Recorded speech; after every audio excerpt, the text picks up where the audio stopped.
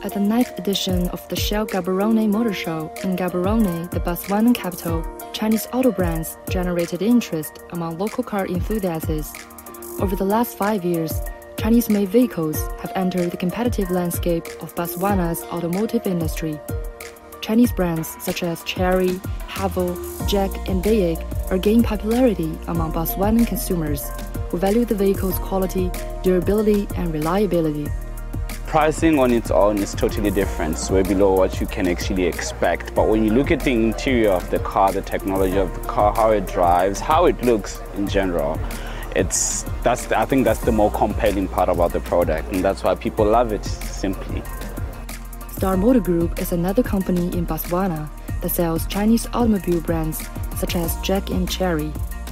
The reaction in Botswana in this type of car has been welcomed.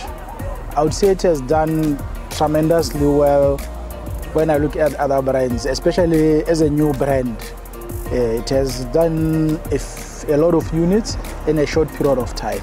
I've always seen the car on the road. I think this is the first time I'm seeing it as a closer look up. I've seen the interior is quite clean, and then also the boot space is quite good. So I've just asked her to share the brochure on my email, and then we'll see how it goes.